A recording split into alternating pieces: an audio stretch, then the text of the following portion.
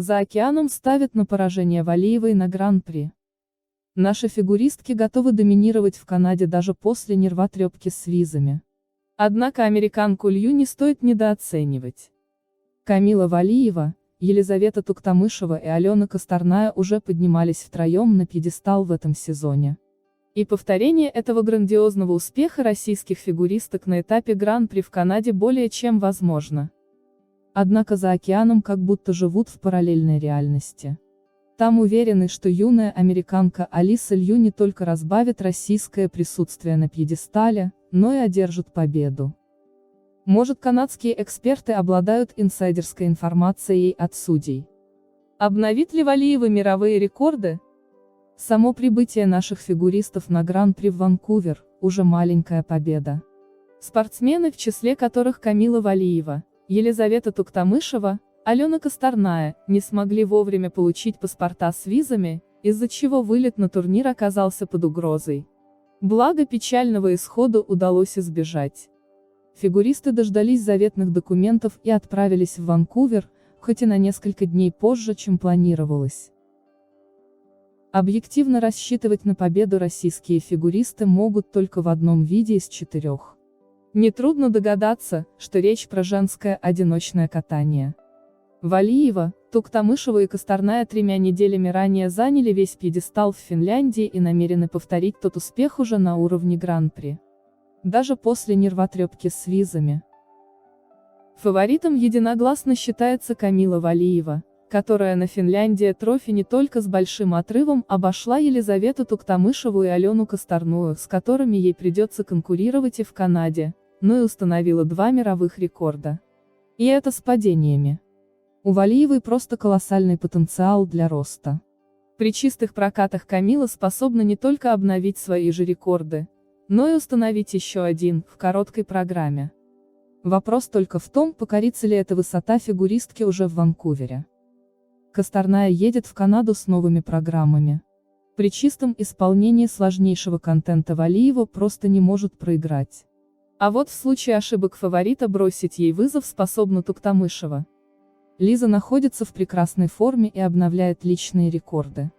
Опытную фигуристку наконец-то начали оценивать по достоинству. На кураже от хороших результатов Туктамышева может выдать восхитительные прокаты. На старте сезона Лиза буквально источает уверенность, чем пока не может похвастать Алена Косторная. Фигуристка находится в хорошей физической форме, но, очевидно, борется с психологическими проблемами. Ученица Тутберидзе пока не удается вернуть веру в себя и прежний блеск в глазах.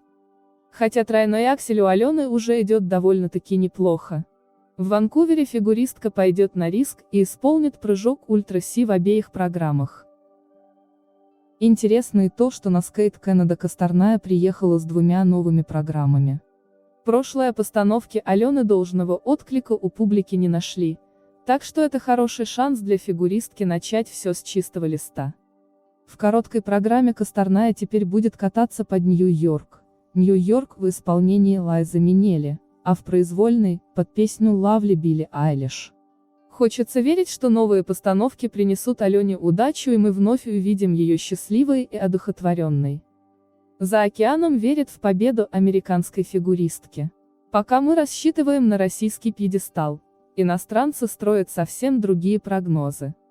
Канадский эксперт Эшер Хилл уверен, что победу на турнире может одержать американская фигуристка.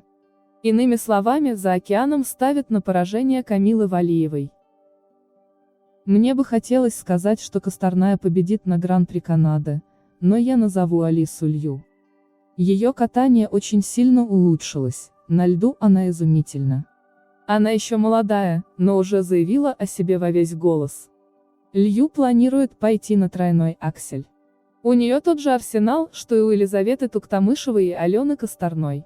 И я ставлю на то, что Алиса одержит победу, заявил Хилл. Камилу Валиеву Эшер почему-то не упомянул. Конечно, прогноз канадца имеет право на существование. Но его обоснования звучат как минимум странно. Вероятно, Хилл просто выдает желаемое за действительное. Иностранцы уже давно надеются, что хоть кто-то сможет бросить вызов великолепным россиянкам. Но реальной угрозы от американки ждать пока не приходится. На старте сезона Алиса каталась неуверенно и получала достаточно скромные баллы. Личный рекорд 219,24 балла Лью заработала за прокаты, близкие к идеальным. Последний раз Алиса выступала в конце сентября, и, конечно, за это время она могла сделать прорыв. Но пока что в это верится с трудом. Россиянки все еще остаются самыми сильными и стабильными в мире.